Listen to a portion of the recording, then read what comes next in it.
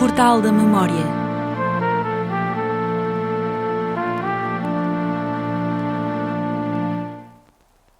No último episódio da trilogia sanjoanina, o historiador e professor universitário Vítor Teixeira vem falar-nos do santo precursor, da sua história, culto e iconografia e da sua ligação à cidade do Porto. Vítor Teixeira, como Almeida Garrett, nasceu no Porto, mas criou-se em Gaia, tendo um pé em cada margem. Na Faculdade de Letras da Universidade do Porto, a sua alma mater, formou-se em História, fez um mestrado em História Medieval e doutoramento em História. É professor da Escola de Artes da Universidade Católica Portuguesa e foi professor na Universidade de São José em Macau, China. Leciona e desenvolve investigação nas áreas das ciências históricas e do património, de iconografia e artes lusíadas. Bem-vindo. Quem foi São João Batista? Bom dia, obrigado. Estamos a falar do último dos grandes profetas à época, de acordo com a opinião dos evangelistas, principalmente Lucas e Mateus, que são, não digo os seus biógrafos, mas são os que trataram um pouco mais sobre a curta vida deste santo que se tornou uma figura muito importante no seu tempo. Era filho de Zacarias, que já de provecta idade, com sua esposa Isabel, prima de Maria, da Virgem Maria, soube, através também do arcanjo Gabriel, que estava grávida. Portanto, e que Zacarias, tendo sabido da notícia, quando estava a acender a vela de incenso no altar do templo, Zacarias era um sacerdote do templo, ficou completamente incrédulo, temeroso e, com isso, perdeu a voz.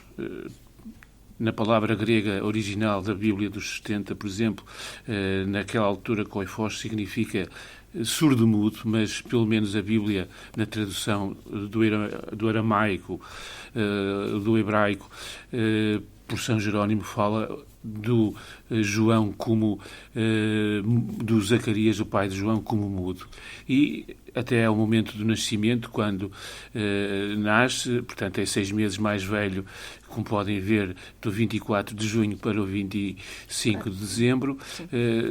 Isto são digamos, as datas que nos são sugeridas e criadas para termos as comemorações ou as celebrações, melhor dizendo, do ponto de vista litúrgico e teológico, das grandes figuras da Igreja. E, neste caso, estamos a falar de 3 figuras que nasceram puras, imaculadas, de acordo com a teologia, tal como que anuncia o profeta do Antigo Testamento, que anuncia todo este ciclo messiânico, que é Jeremias.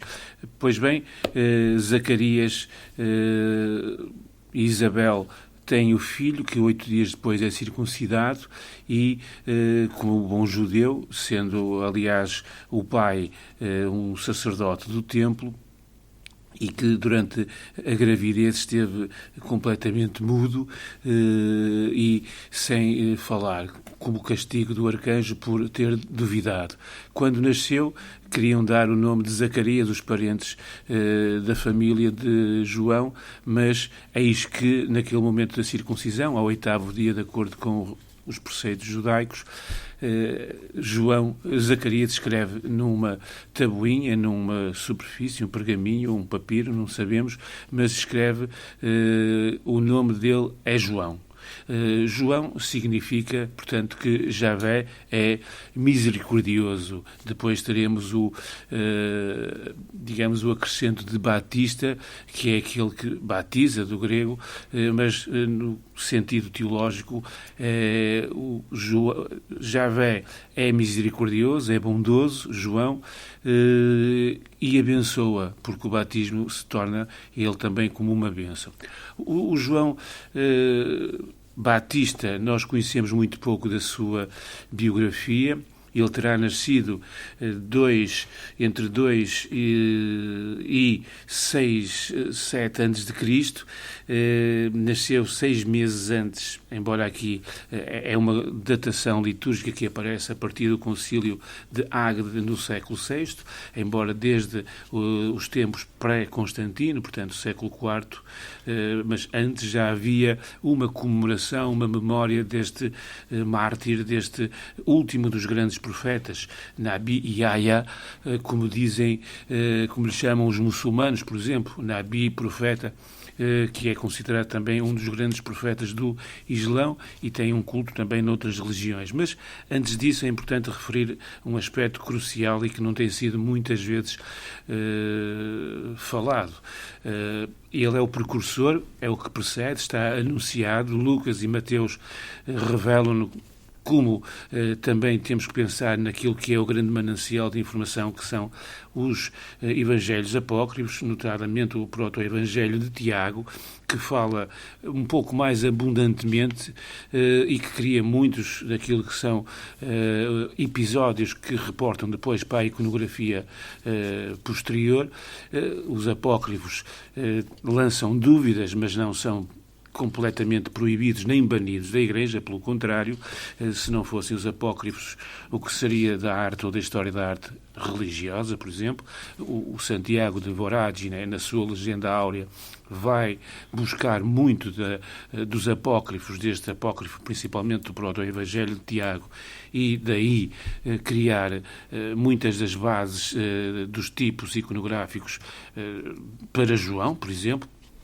Mas nós sabemos muito pouco da infância de João. São-lhe dedicadas 5 linhas. Sabemos que ele estudou, ele vivia numa localidade muito, digamos, pouco povoada, se quiserem, numa zona muito pouco povoada, En-Gedi, que está próximo de Qumran. Qumran, junto ao Mar Morto, é importante retermos aqui quase como uma alavanca para aquilo que será o percurso de João, dito o Batista, não confundir com João, o Evangelista, o mais novo dos apóstolos. João, o Batista, vai morrer com cerca de 30, 32 anos no máximo, em 28, 29 depois de Cristo, como sabemos, às mãos de Herodes Antipas, que tinha uma relação incestuosa que João irá denunciar. João e um capricho de Salomé que o manda decapitar depois do seu encarceramento e torna-se até um dos seus atributos, como veremos. João acaba dessa forma também porque a vida dele se resume no que é a causa que o leva ao encarceramento, causa esta que tem uma origem na própria formação dele. Tendo os pais sido os educadores, lembremos que Zacarias era um sacerdote do templo, tinha uma cultura suficiente para poder ensinar o petis. Zacarias morre quando João tem 8, 10 anos. Isabel irá morrer quando João tiver 20 anos. Neste percurso, a educação, as primeiras letras são ensinadas pelos pais, principalmente Zacarias, e depois ele vai ter uma formação junto de Qumran. Quem são estes homens de Qumran, dos manuscritos do Mar Morto, das comunidades dos essénios? São intelectuais que vivem em grutas junto ao Mar Morto, vivem como ermitas, vivem como copiadores, como sintetizadores de textos, de influências, de marcas do tempo, de tudo aquilo que é a confluência de sabedorias e intelectualidades que procurava ou que passava por esta região. Não nos esqueçamos que o Mar Morto é uma depressão que se atravessa facilmente de norte para sul, de este para oeste, está crucialmente entre Petra e o litoral da Palestina. Eu aqui falo em Palestina no conceito histórico.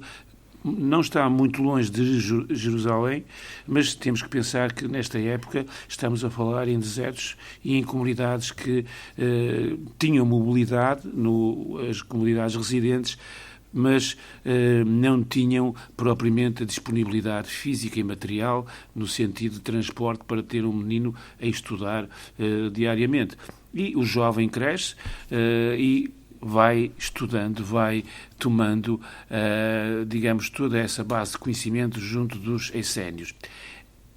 Os essénios do Mar Morto de acordo com as descobertas arqueológicas, um pastor que andava à procura de uma ovelha, uma cabra trasmalhada, e que deparou com um conjunto de ânforas com textos em várias, portanto, línguas, em aramaico, em hebraico, noutras línguas nabateicas, por exemplo, que está na origem da própria língua árabe, como mais tarde no Egito, em Nag Hammadi, também no final dos anos 40 do século XX.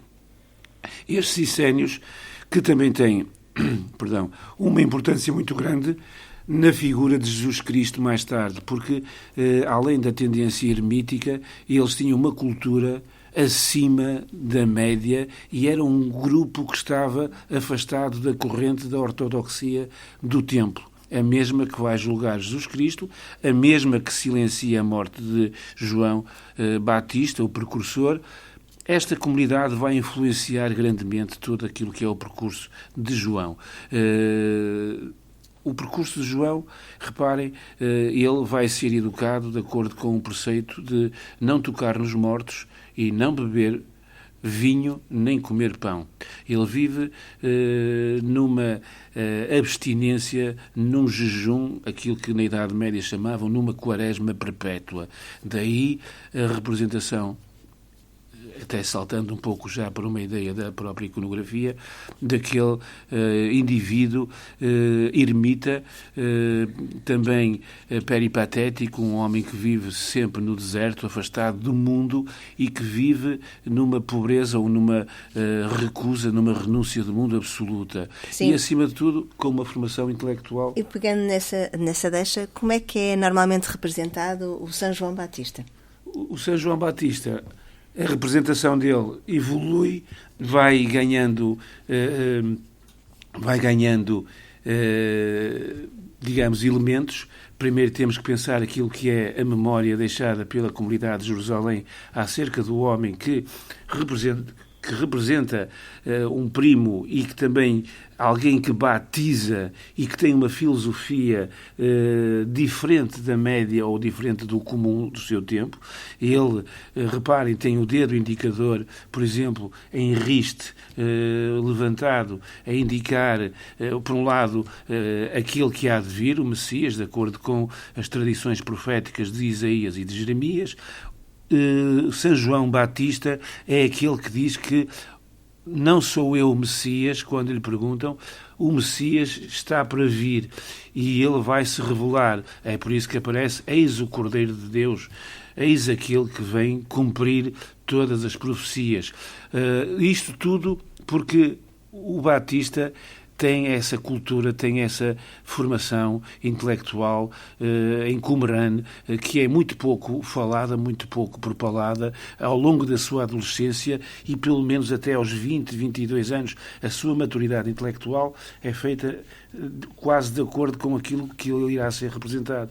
E ele vai denunciar, por exemplo, de acordo com os preceitos dos essênios, vai denunciar os atropelos morais da sociedade do tetrarca Herodes com Herodíades, e depois há ali toda uma helenização ou um conjunto de seguidismos de marionetes pró-romanas na época por parte desta tetrarquia greco-judaica tolerada pelos romanos.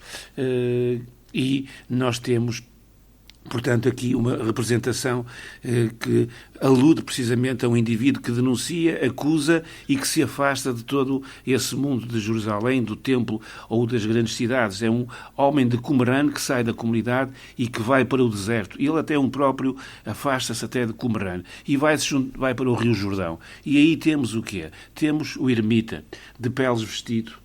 Temos um homem que depois, a partir de Constantino e a partir do concílio de Agde 506, ganha um cajado, ganha um cordeiro, o tal cordeiro, ele próprio, um cordeiro imolado no sacrifício, como também eis o Cordeiro de Deus, e sempre com o dedo de precursor a anunciar como o último dos profetas no contexto da época. Reparem que Maomé mais tarde vai dizer que ele que é o último dos profetas e, pronto, não vamos discutir esse parâmetro, mas do ponto de vista bíblico, os 4 evangelistas anunciam-no como o último dos profetas antes da vinda de Cristo. E depois, com aquele lábaro que se vai acrescentar na Idade Média, com a cruz ou com a representação do Cordeiro, que aparece muitas vezes nos Agnus Dei, o lábaro do vencedor, digamos, do militante pela verdade contra contra toda esta opressão da cidade e do mundo. O São João Batista vai ter o cabelo desgrenhado, por exemplo, a pele escura, tisnada pelo sol do deserto, o homem que tira mais de si do que a si dá, isto é quase como São Francisco de Assis mais tarde, nada deu a si e de si tirou tudo para dar ao mundo. E este vive em função de um projeto de renovação espiritual, e nisto concretiza-se na concha que aparece muitas vezes, que é o que é. A concha é o símbolo do batismo, da purificação, da bênção. E daí até a associação ao proto-evangelho de Tiago, ele próprio, Tiago Maior, que também está supostamente e relacionado com as conchas, as vieiras, como sabemos, ligado ao elemento água do Rio Jordão, o elemento absolutório de purificação. E portanto, esta figura que o Cordeiro se torna uma das figuras centrais, e aqui até reparemos, se saltarmos um pouco para o mundo atual, o Cordeiro vai passar da representação iconográfica para o prato essencial da gastronomia portuguesa da época do São João. Por exemplo, o cordeiro ou o cabrito, apesar do seu pai Zacarias, tinha uma especialização sacerdotal que era de sacrifício de animais mais corpulentos, touros ou bois, por exemplo. E é interessante que é um dos santos da Igreja Católica que nós festejamos o seu nascimento, mas também o seu martírio. É verdade. É o único santo, à parte da Virgem e Jesus Cristo, a Mãe e o Filho, além de também ser comum ter nascido sine mácula, sem pecado, é comemorada o seu nascimento. Ele é um mártir também. Os mártir significa testemunho. O mártir, portanto, comemora-se a data da morte, em que ele nasce para a eternidade. O nascimento para a vida terrena é também comemorado, dada o facto de ele ser o último, o grande anunciador, o grande profeta que diz: vem aí o Messias. É ele que confirma e que faz a transposição do Antigo para o Novo Testamento. Maria, como o tabernáculo sagrado, a figura que dá à luz aquele que é o próprio Messias em si, primo, precisamente, do homem que anuncia. A Igreja dedica-lhe a festa, portanto, do nascimento, o 24 de junho, 6 meses antes do nascimento. De Natal? Como? Da véspera de Natal? Da véspera de Natal, exatamente. Portanto, ele tem meio ano de idade quando nasce o primo. Mas atenção, isto são construções teológicas determinadas para o calendário litúrgico, que tem mais de liturgia do que verdade histórica. Provavelmente ele teria 2, 3 anos de idade, enfim, ou seria um pouco mais velho.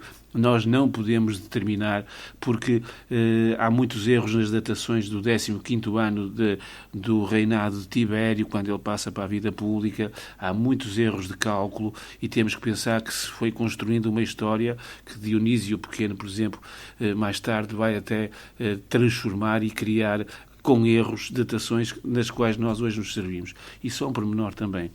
A festa dele corresponde a quê? Corresponde ao solstício. De verão. Não é?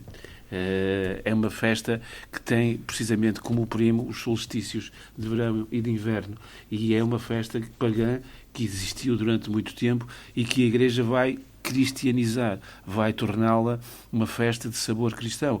E reparem que nós, no próprio São João no Porto, isso também dando um salto já para o próprio São João do Porto, utilizava-se antigamente o alho porro e aqueles limonetes, aqueles que tinham conotações fálicas e genitais femininas, e era uma festa da fertilidade nos tempos antigos. Portanto, um culto pagão que foi cristianizado, e depois também que o mundo céltico também vai entrar aqui, com as fogueiras que se faziam antigamente no São João. E as orvalhadas de São João. Exatamente, as fogueiras que eram como nos deuses celtas que se comemoram em junho, o deus Belo, o deus do fogo, o deus do sol. E ainda na Escócia, há umas décadas atrás, ainda faziam as fogueiras de Beltane, que era uma das 4 estações que começava mais ou menos nesta altura, precisamente para, depois do Imbolc, para comemorar precisamente o fogo sagrado. E passavam os gados, as pessoas, as crianças, entre fogueiras para serem purificadas. É o mesmo rito céltico também que se mistura, que se cruza, como o entrudo e as festas dos rapazes, por exemplo, que também são cristianizadas. E esse fogo também se diz ter a ver com a visitação. Sim, exatamente, também com a própria visitação, em que, estando 3 meses de gravidez, sentindo o menino pular no seu ventre, terá acontecido o episódio da visitação, o Zacarias surdo-mudo, e as primas, uma jovem e a outra já menos jovem, como, portanto, a visitar-se. É engraçado porque nós temos aqui um pouco uma transposição da história de Abraão e de Sara, e pais, portanto, de Isaac, como também o Batista e depois Jesus Cristo. Nós temos aqui prefigurações na iconografia do Antigo Testamento até à figura de Cristo. E isto é muito importante porque tudo isto é um manancial para os artistas. E São João Batista, que é confundido com o padroeiro da cidade do Porto. É verdade. E muitas vezes as pessoas até falam no São João Batista e é o São João, aqui no Porto. E nós temos a Nossa Senhora de Vendôme, nós temos a figura, uma figura mariana, como uma invocação que é a tutelar, a padroeira da cidade, embora o São João, era no dia de São João, que no século XV, por exemplo, se fazia a Assembleia Magna da cidade, a variação se juntava no convento de São Domingos, que era o claustro na cidade que tinha maiores dimensões, para os homens bons daqui da nossa República mercantil portuense, depois do poderio dos bispos ter sido, digamos, passado à história, que se juntavam, era neste dia, era um dia em que se decidiam as linhas mestras para a governação. E é engraçado que tinha já tinha uma importância muito grande. E é importante relevar o Fernão Lopes, numa visita ao Porto para preparar a viagem do rei, diz que se juntavam muita gente da cidade e dos seus arredores que vinham para o Porto para festejar neste dia de São João, que depois é o próprio dia em que a Assembleia, e nós sabemos que a antiga Assembleia Municipal era uma festa de procissão, era uma festa quase idêntica a uma que se realizava uns dias antes, a do Corpus Christi, que era a grande festa em que a cidade e a Igreja se mostravam, digamos, perante o povo, perante o mundo. Agora, nós festejamos o São João, que não é o padroeiro, como há pouco falavas. O São Vicente também é que é o padroeiro de Lisboa, mas nós achamos sempre que é o Santo António de Pádua, que também é de Lisboa. Neste caso, o João é perfeitamente o grande santo da cidade, como também de Vila Nova de Gaia, e já agora de Macau, lá longe de Macau. Mas porque, só um pequeno parênteses, além, como a Susana disse, eu vivi em Macau 2 anos e é importante, e tenho estado ligado a Macau. É o dia em que os portugueses, um punhado de bravos portugueses e macaenses e alguns chineses e landins de Moçambique, um punhado de bravos venceram 850 soldados profissionais da Companhia das Índias Orientais Holandesas, que no dia 23 de junho invadiram Macau.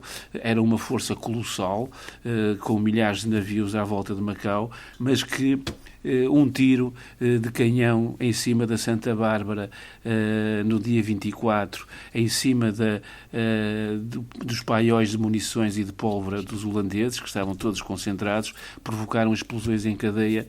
Os holandeses, isto é histórico, isto está perfeitamente comprovado e plasmado por grandes e por claros autores, os holandeses pensaram que, afinal, não era uma meia dúzia de gatos pingados e que era um grande exército. Isto, claro, galvanizou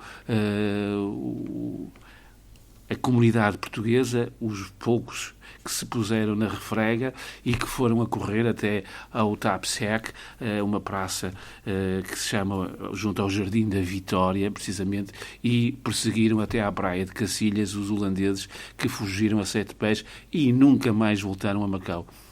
também o Senado de uma república mercantil, que é Macau, como a cidade do Porto, decidiu que seria o dia da cidade em que se comemoraria para tudo sempre como o santo padroeiro e o dia de Macau. E ainda hoje, como aqui no Porto, fazemos uma grande festa, embora o São João de Macau seja uma coisa mais pequenina, porque passa ao lado da comunidade chinesa. Muito obrigada, Vítor, por esta bela lição de História, Teologia e Património. Obrigado, foi um gosto. Portal da Memória.